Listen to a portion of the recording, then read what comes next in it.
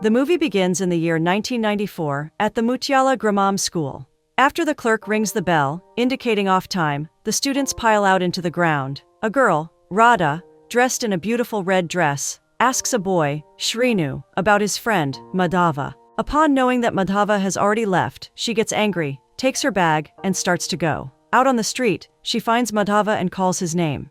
He is scared, but instead of fighting, she just questions why he is leaving without her. It turns out that even at such a young age, Madhava has a lot of responsibilities to fulfill, which is why he is in a hurry to get home. She tries to persuade him to come to her house by saying that it is her birthday, and he will get sweets. The thought of getting sweets after a long time makes his mouth water, and he leaves with her. Radha brings him home and goes to the kitchen to fetch some sweets. As Madhava waits for Radha to come back, he is met by Radha's father. He inquires about Madhava's parents, and upon knowing whose kid he is, her father tells Madhava to stand outside, not caring that he is an orphan who recently lost his parents.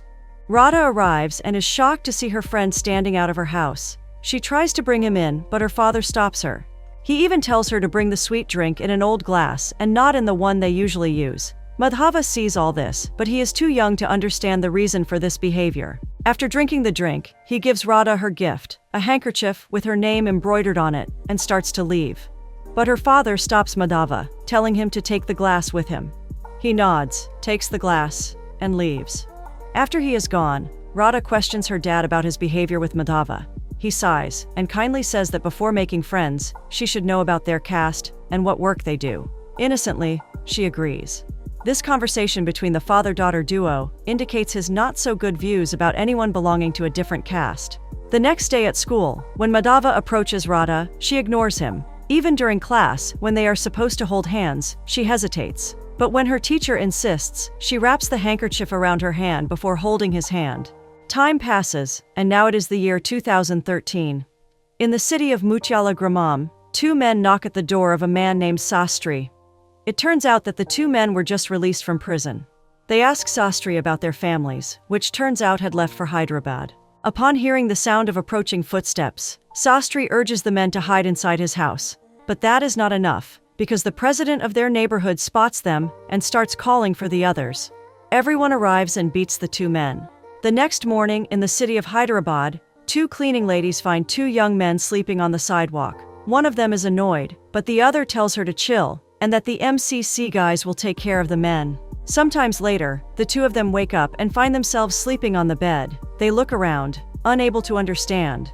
Their first thought is that they have passed away, and it is the afterlife. A woman arrives with some of the stuff they might need and tells her that she is Sapna, a caretaker. She leaves them with a hairstylist to tame their rough hair. After some time, a man arrives with some fruits for the two of them. They quickly devour it all, not caring about where they are throwing the peel. The scene then switches to a young woman with her son. As the kid leaves to pee, she is taken inside the building by Sapna. It turns out that she is the head and in charge of the MCC. She has a meeting with her team members, saying that the main motive of MCC is to serve the needy and not fools. She then fires one of her employees because lying is not tolerated there. On the other hand, the two men are served more food and water, along with some alcohol. They drink too much and get sick, vomiting all over the floor. Feeling sick, they decide to sleep. A whole week passes with them eating, drinking, and sleeping. One morning, they wake up and get ready earlier than usual. They ask Sapna, for how long will they live like this? Even though they haven't seen such luxuries in their whole life, for the first time they are feeling ashamed of enjoying them instead of doing anything. They then request to know who provided them with all this, and Sapna leaves, telling them to come to room number 1 the next day. The next day arrives, and they are not the only ones waiting in room number 1. After some time, the lady in charge arrives with Sapna. Sapna informs them all that she is the manager of MCC, and in reality, MCC is a rehabilitation center, a place to help people overcome their addictions. The men laugh at the idea of anyone saving them, not letting Sapna speak. Angry, the lady in charge stands up, telling everyone to shut up. In a fit of fury, she asks everyone why they are laughing when their family suffers because of these addictions. She gets emotional while thinking about the less-than-average living standards of most families. Her words that they are giving nothing but poverty to their generations, and now they have to decide if they want their families to suffer or not. Move them all. The fact that MCC will provide them with anything they require, even jobs, fascinates them all, and they decide to change their lives for the better. A man then questions, What will 1300 get in helping them? The lady smiles and says that if they ever loved someone more than themselves, then they will know the value of life. As the lady smiles, the camera shifts to a photo of a man on the wall behind her. After the meetup, she goes to her office and finds a girl waiting for her. It turns out that the girl has been coming to her office for days, asking her for an interview. The lady is not interested in it, but the girl begs, saying that the interview will help her in her job as a journalist. The lady takes the girl to her office, and there is the same photo of the man in her office. The girl then tells her that the reason she really wants to interview her, an MCC, is because her father was also an alcoholic, and MCC helped him get back on track. This interview is not just a job, but a sentiment for her, and she thinks the world needs to know about MCC. The lady finally agrees and starts narrating her story. She begins by saying that to know about MCC, one must know about a love story. We are taken back to the year 2006, to Mutyala Gramam. An auto rickshaw stops, and a young man comes out of it. It turns out that the young man is none other than Madhava, and has just come back from Hyderabad. On the other hand, Radha can be seen coming out of her house. It turns out that the lady leading MCC is none other than Radha. Her mom is angry that she always roams around on her motorcycle like a guy, calling her responsible. She just smiles and rides away. But on her way to the banana farms, the brakes of her bike fail, and she runs into Madhava. He falls to the ground, and she quickly rushes towards him, trying to help. This is when the two of them recognize each other, and she helps him to his feet. Finally standing, he asks if she has the same feelings for him as he has for her. But instead of answering his question, she says that she'll ask her father and let him know. At the mention of her father's name, Madhava runs in the opposite direction. Radha also heads towards her destination, smiling. The scene switches to some men gathered around a tree. There they ask Sastry to read them the newspaper. He tells one of the men that he is going to become president soon. The man, Veerabhadram, who is also Radha's father, decides not to believe Sastry's words, but Sastry is sure that with everyone supporting him, Veerabhadram will win the Panchayat elections, becoming the president of their village. As they celebrate, Veerabhadram hears his opponent, sure that like every time, the president will come from their family and they won't let anyone else take the position. Later, Radha is riding her bike when Shrinu stops her to hand her some chocolates. It turns out that Madhava has topped his exams. The same day, Madhava is summoned by Radha's father, who congratulates him and tries to give him some money. Madhava declines to take the money, saying that they are soon to become relatives and it doesn't feel right. But upon getting a glare from Radha, he covers his actual desires to marry Radha by saying that by relatives, he meant that when Veerabhadram becomes president, he would be related to every villager. After leaving Radha's place, Madhava goes to play with some kids, but it is not long before he sees Radha heading toward the banana farms and decides to follow her. At the farms, he sees her enjoying and playing around, and this captures his heart. But soon, the fact that he is hiding is exposed when Madhava sees a snake and runs for his dear life. She spots him and gets furious, but he cuts her off, saying that the snake bit him and he needs her help. She looks at his wound and makes fun of him, saying she won't help him. But when he faints, she quickly takes him to the nearest doctor. After finding out that Madhava is out of danger, she sighs in relief, gives her gold chain to the doctor as payment, and leaves. Later that night, Madhava gets home to his worried grandfather, who takes care of him. Madhava spends the night awake, unaware of the fact that Radha also wasn't able to sleep. The next day, on her way to the farms, her bike breaks down. Madhava appears out of thin air, eager to help her. She gets furious, asking if she demands his help. But instead of backing away, he stands firm, and hesitantly, Radha agrees to his help. While trying to start the bike, Madhava injured his foot. He tries to wave it away as nothing, but Radha quickly tears away a piece of her sari and hands him to wrap his wound. When he meets her eyes, he finds them filled with tears. He smiles a sad smile and says that even though she denies any feelings, she still cries seeing him in pain. When she fails to answer him, he leaves, saying that he will wait for her tomorrow at the banana farms and promises to never hurt her. She gets on her bike, thanks him for fixing it, and leaves. When she gets home, she finds his father and a few men at her doorstep, including Sastry. Her father inquires about the reason why she is late, and after hearing her answer that she is at the farms, he orders her to go inside. After she leaves, one of the men standing with her father says that he promises the life of his mother that he saw Radha and Madhava together. Other guys also support the man, saying that it is Veerabhadram's own daughter who is lying. Fueled by their words, he orders one of the men to end Madhava as soon as possible. But Sastry advises him to contain his anger, at least until the elections are over. To satisfy Virabhadram's thirst for vengeance, Sastri advises him to only frighten Madhava in the beginning, by making someone beat him, and after the elections, they can end him. Satisfied by this, Virabhadram orders his men to do what Sastri proposes. The next day arrives, and Virabhadram's man, Ranga, with his team, sets off for the mission. On his way, Ranga is stopped by Virabhadram's opponent, Kali, and his man. At first Ranga tries to leave, saying that he has some important work to do, but at the prospect of getting some money, he stops. It turns out that the men know about Ranga's mission, and orders Ranga that instead of just threatening Madhava, they should end him, and for this, they will get extra money. Not wanting to go against Virabhadram's order, he tries to decline the offer, but Kali tells him that he can say that he ended Madhava out of self-defense. Ranga agrees and leaves with his team. On the other hand, a minister arrives in the village to see the preparations for the upcoming elections. He is welcomed at Virabhadram's house and is offered a cold drink. The man serving drinks even told Radha that the minister belonged to their caste, one that Virabhadram considers lower than him, the caste from which Madhava belongs, but the minister worked hard to get to the position. He then offers the drink to the minister, who declines the offer, saying that he would prefer some buttermilk, indicating that no matter his post, he is a true villager at heart. Radha is sent to get the buttermilk, and when she arrives, her choice of glass shocks Virabhadram. He quickly sends her back to go get another glass. After drinking the buttermilk, the minister takes his leave, but before he can leave, Radha stops him, telling him to take the glass with him. Virabhadram scolds his daughter and apologizes to the minister. He even helps the minister wear his shoes, and Radha watches horrified. As she sees the guest leave, she thinks about what her father told her when she was a child, that one should only befriend someone from their caste, and what she did with Madhava after that.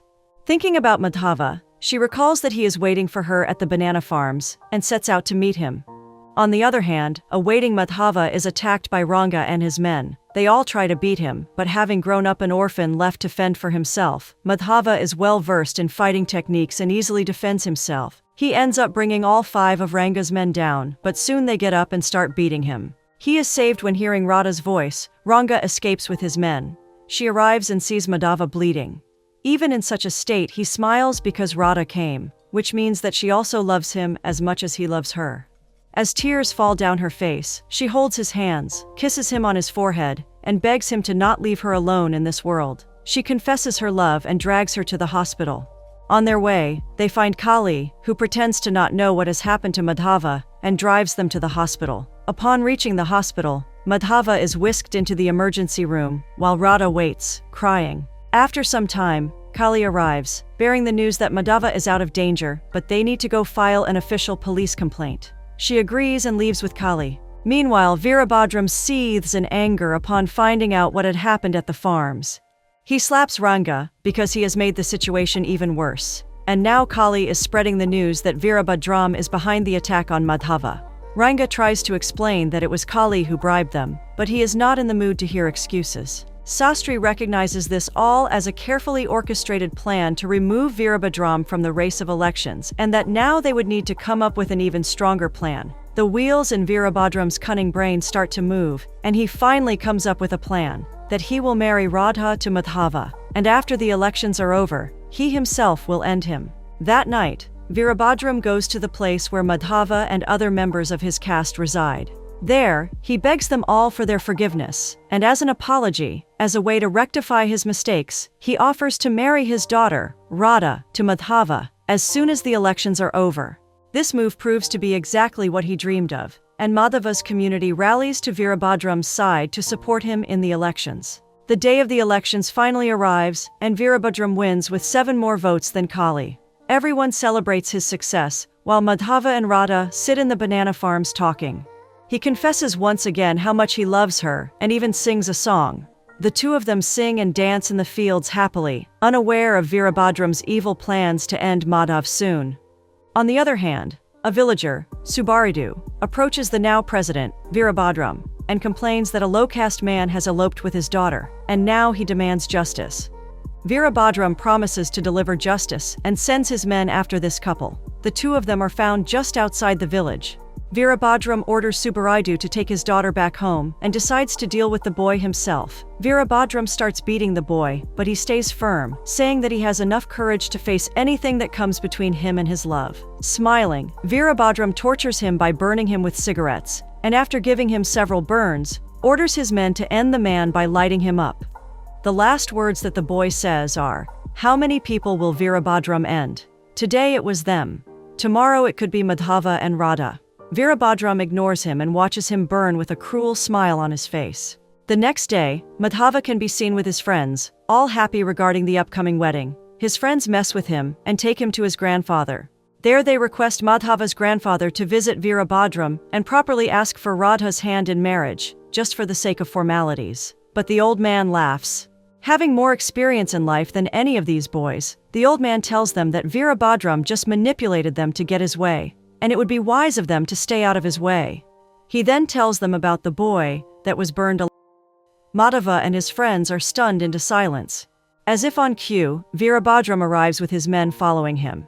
He stops in front of them and, as the president of their village asks about their issues, Madhava speaks up, saying that Veerabhadram's promises are their issues. Veerabhadram laughs and says that no one has ever fulfilled their promises 100%, so he should also be cut some slack. With a warning to not cross him, Veerabhadram leaves. Madhava isn't able to sleep that night. He wakes up in the middle of the night, looks at his mother's picture, and cries. As he is sitting on his bed, a knock on the door startles him. It turns out that Radha is standing at the door, crying. She begs him to run with her and get married. She is worried that her father will harm him just like he did to the other boy. Unable to see her cry, he agrees to leave with her, but not now. He tells her that his present circumstances are not in favor of them eloping, so he would go back to Hyderabad and achieve his goals. In a few days he'll come back, and they'll get married. He then takes her back to her home, promising to come back for her, finding a way for them to be together. The next morning, he bids his friends farewell and starts his journey. Radha also arrives and watches him go. Upon reaching Hyderabad, he goes to his room and is greeted by his roommate Raghu. He is surprised to see Madhava earlier than expected, but relaxes upon finding that he got a job at Satya Computers, and this is the reason for his return. On the other hand, Veerabhadram celebrates his success and the fact that Madhava has left the village. Sastri tells him that even though Madhava has left, he will make an example of him. He then advises Veerabhadram to marry Radha to someone before any problem arises. Upon asking about the man he has in mind, Sastri tells him that the proposed man is none other than Kali. Veerabhadram starts to think. A few days later, Madhava can be seen writing a letter to Radha. She gets his letter and is happy to know that he got a really good job with a high-paying salary. As she reads, a smile spreads on his face, not knowing that this happiness is short-lived. Outside her room, her father welcomes Kali and his family with open arms. He is happy about this marriage and goes on to bring Radha. In her room, he finds Radha crying and her mother sitting beside her. He inquires about the reason for his sadness and gets furious upon finding the letters stashed under her pillows. Radha remains steadfast, saying that marriage with Kali is nothing more than a political deal, but on the other hand, she loves Madhava, and he has an unconditional love for her. Crying, she says that Veerabhadram will understand what she is saying only when he starts loving someone unconditionally. She tries to put some sense into her father by reminding him that even though he hates Madhava because of his lower caste, he still treats the minister with respect, even though he and Madhava belong to the same caste. He shouts at her and stops out of her room. Time passes, and one day Madhava gets the invite to Radha's wedding. Heartbroken, he decides to leave for the village immediately. He reaches back home and starts planning with his friend.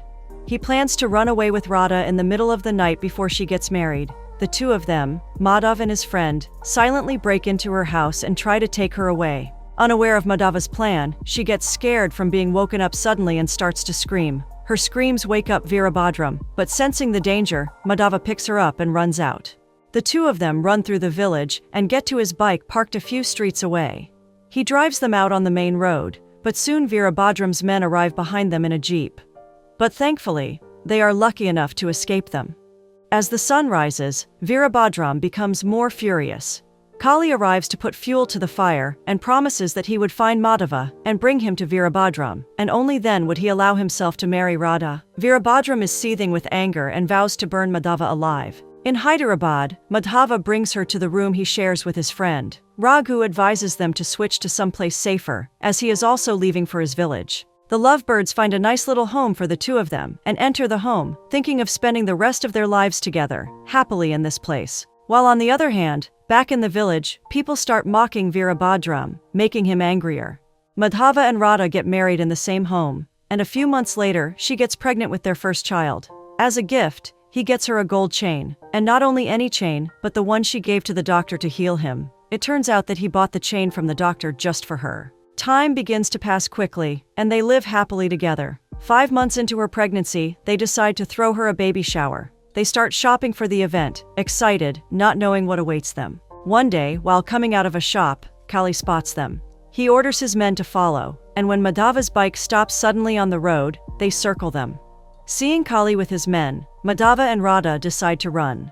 But with her being pregnant, they are not quick, and are soon captured.